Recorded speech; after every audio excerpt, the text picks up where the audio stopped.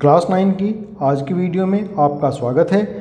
Class 9 के chapter 4 linear equations इन two variables दो चर वाले रैखिक समीकरण की एक्सरसाइज 4.3 में आज हम क्वेश्चन नंबर 2, 3 एंड 4 करने वाले हैं।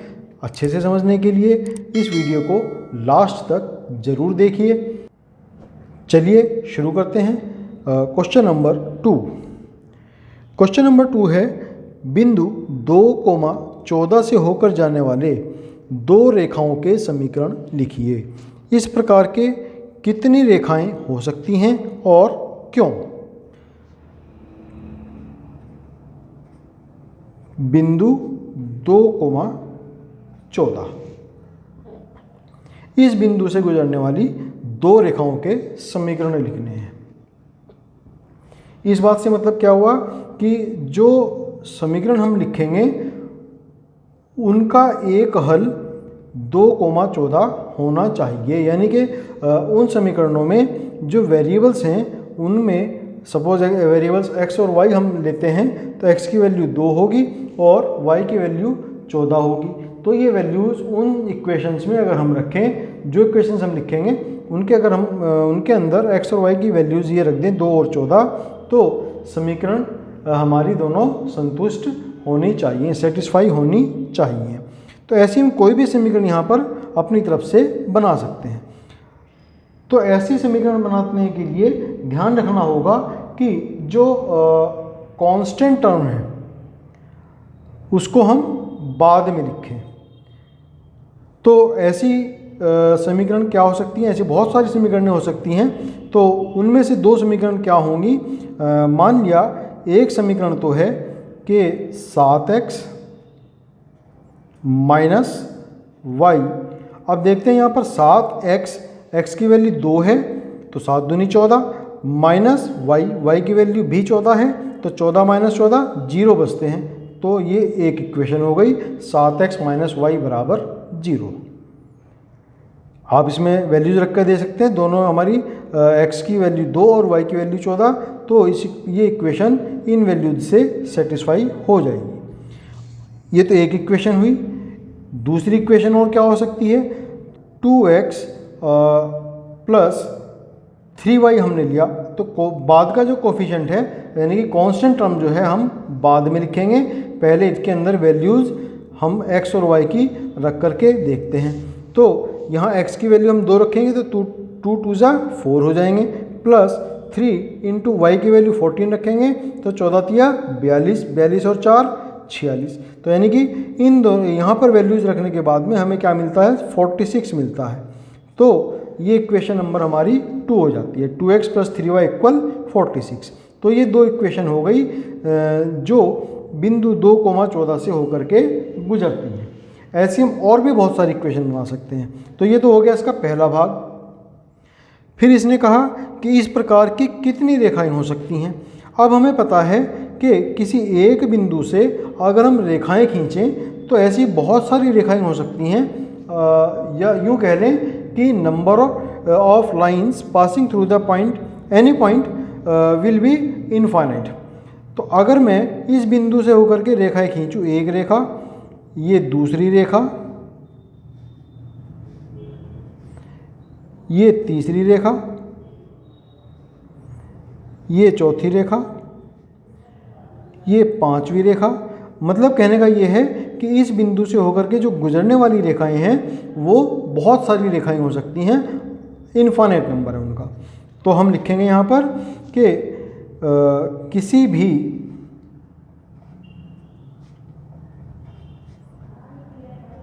एक बिंदु से गुजरने वाली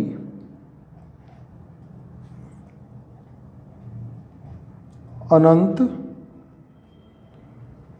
रेखाएं हो सकती हैं। Infinite number of lines can be drawn from A point. तो ये हमारा दूसरा हो गया इसमें कि इस बिंदु से कितनी रेखाएं गुजर सकती हैं। जब हमने कहा किसी भी एक बिंदु से, तो ये भी उनमें से एक बिंदु होगा 2, 14, तो यानी कि इस बिंदु से होकर भी infinite number of lines can be drawn. और क्यों? क्योंकि हम लोग जानते ही हैं कि किसी भी एक बिंदु से अनंत रेखाएं खींची जा सकती हैं, यही बात हमने यहाँ पर लिखी है। तो ये कारण भी हो गया और इसका आंसर भी हो गया कि अनंत रेखाएं हो सकती हैं। तो ये हो गया हमारा क्वेश्चन नंबर 2। क्वेश्चन नंबर 3 है,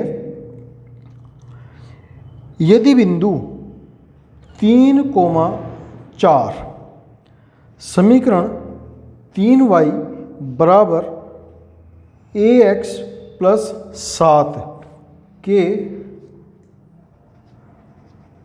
आलेख पर, यानी कि अगर हम इस लाइन का ग्राफ खींचें तो उस ग्राफ पर एक बिंदु 3,4 भी होगा, स्थित है, तो a का मान ज्ञात कीजिए। What is a? चूँकि ये बिंदु इस इक्वेशन के आलेख पर, यानी कि इसका जो ग्राफ खींचेंगे हम, एक स्ट्रेट लाइन आएगा, तो उस स्ट्रेट लाइन पर ये बिंदु 3,4 स्थित है। इसका मतलब ये हुआ कि बिंदु 3,4 इस समीकरण को सेटिस्फाई करेगा। तो लिखेंगे यहाँ पर आंसर में इसके, यदि 3,4 बिंदु 3y बराबर ax प्लस 7 के आलेख पर स्थित है तो यह इस समीकरण को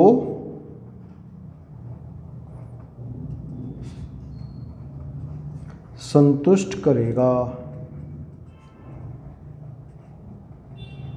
If point 3,4 is situated on the graph of 3y equal ax plus 7, then it will satisfy this equation।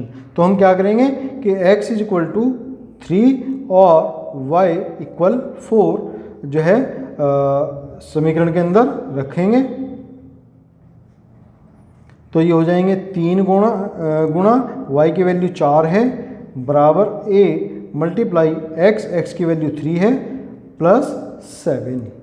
तो 3 4 जा 12 इक्वल 3a प्लस 7। यहाँ से 3a equal 12 minus 7 means 3a equal 12 minus 7 5 हो जाते हैं, तो a की वैल्यू आ जाती है 5/3। तो ये इसका हमें आंसर। अब हम करेंगे next question number 4। Question number 4 है, किसी नगर में टैक्सी का किराया निम्नलिखित है। The fare of a taxi in a city is according to the following. पहले किलोमीटर का किराया 8 रुपये है। The fare for first kilometre is ₹8। उसके बाद की दूरी के लिए प्रति किलोमीटर का किराया 5 रुपये है। आफ्टर दैट पर किलोमीटर इज ₹5। यदि तय की हुई दूरी x किलोमीटर हो, यानी कि total distance covered is x kilometre and total fare is ₹y, then write down the linear equation for the following for the situation and draw is graph. तो इसको समझिए, पहले टोटल डिस्टेंस कही उसने x kilometre, तो अगर ये हम टोटल डिस्टेंस मान लें x किलोमीटर के लिए, फिर उसने कहा इस टोटल डिस्टेंस में से 1 किलोमीटर का किराया फिक्स है, ये है 1 किलोमीटर, इसका किराया है 8 रुपये। तो बाकी की कितनी डिस्टेंस बचती है हमारी? a, ये है पॉइंट B, a और B तो है कुल मिलाकर के x किलोमीटर, और ये अगर पॉइंट C है तो AC हो गया 1 किलोमीटर। तो बाकी की हमारी डिस्टेंस कौन सी बचती है? BC बचती है। तो CB यानी कि कितनी होगी? टोटल x है, उसमें से 1 किलोमीटर हमने निकाल दी पहले ही, तो बाकी बची x माइनस 1 किलोमीटर। अब 1 किलोमीटर का किराया तो 8 रुपये है, और बाकी का जो किराया है, जो फेयर है, वो कितना है? पर किलोमीटर 5 रुपीज़ है। तो AC बराबर 1 किलोमीटर का किराया, वो तो हमें फिक्स कर रखा है 8 रुपये। अब जो बाकी डिस्टेंस है CB, यानी कि x माइनस 1 किलोमीटर का किराया। प्रति किलोमीटर 5 रुपये है, तो x माइनस 1 के लिए कितना हो जाएगा, 5 गुणा x माइनस 1 रुपये हो जाएगा। टोटल उसने कहा कुल किराया y रुपये, तो कुल किराया कितना 8 रुपये, तो ये, और बाकी की जो बची डिस्टेंस है उनके लिए ये, तो 8 प्लस 5 ब्रैकेट में x माइनस 1 इक्वल y।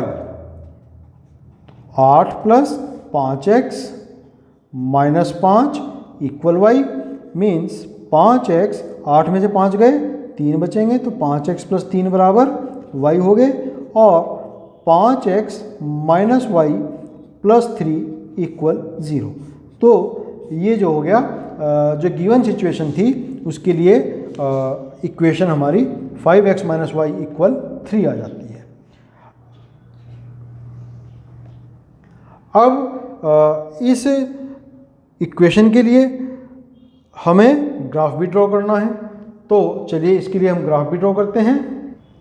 तो ग्राफ ड्रॉ करने के लिए पहले इस इक्वेशन के हमें कम से कम 3 सॉल्यूशंस यहाँ पर निकालने होंगे।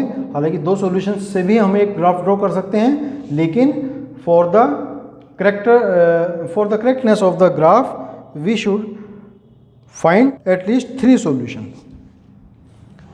5x माइनस वाई इक्वल 3, या हम लिख सकते हैं 5x प्लस 3 इक्वल y। तो इसके हम यहाँ पर 3 सॉल्यूशंस फाइंड करेंगे।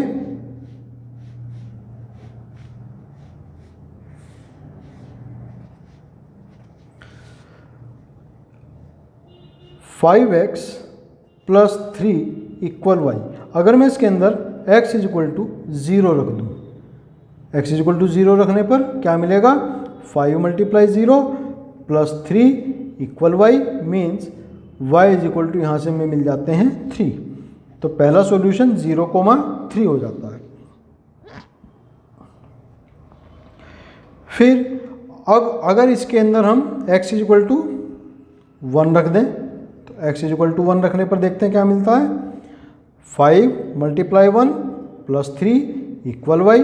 तो यहाँ से y is equal to 5 plus 1, 5 multiply 1 5 plus 3 8 हो जाएंगे। तो दूसरा सॉल्यूशन मिला हमें 1,8। और तीसरे सॉल्यूशन के लिए अगर मैं x इज इक्वल टू यहाँ पर -1 रख दूँ, तो 5 मल्टीप्लाई -1 प्लस 3 इक्वल y। तो -5 प्लस 3 इक्वल y, तो y इज इक्वल टू -2। तो तीसरा सॉल्यूशन हो गया -1 -2। तो हम इसके लिए अब ग्राफ ड्रॉ करेंगे। यहाँ पर पहला सॉल्यूशन है 0,3, यानी कि x is equal to 0 means y axis से कोई डिस्टेंस नहीं है, मीन्स ये पॉइंट कहाँ होगा हमारा, y एक्सिस पर होगा। तो 0,3 यानी कि y एक्सिस पर 3 पॉइंट, तो ये हो गया 1, 2 एंड 3। तो ये हो गया 0,3। फिर सेकंड पॉइंट है 1,8।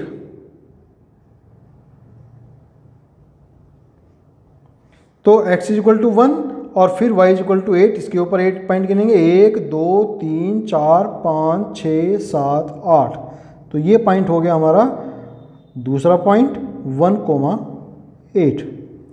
फिर तीसरा पॉइंट है -1 -2, means x is equal to -1 और y इज इक्वल टू -2। तो -1 -2 यहाँ पर ये हो गया इन दोनों का क्रॉस पॉइंट।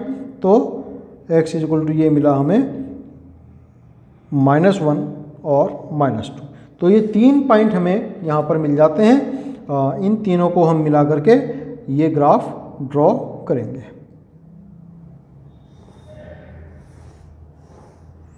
अब यहाँ पर ध्यान देने वाली बात है कि x और x क्या है, यहाँ पर x जो हमें बताया है कि टोटल डिस्टेंस कवर्ड, तो x जो है डिस्टेंस कवर्ड कभी भी निगेटिव नहीं हो सकती। और उसी तरीके से कुल किराया y रुपये है, तो किराया भी कभी निगेटिव नहीं हो सकता।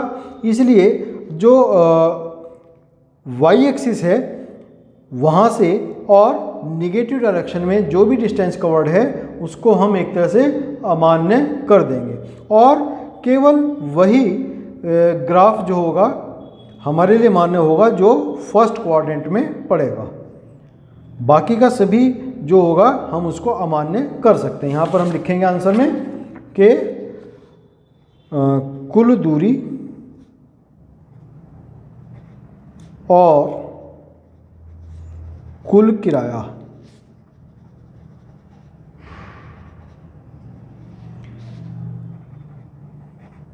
कभी ऋणात्मक यानी कि नेगेटिव नहीं हो सकता,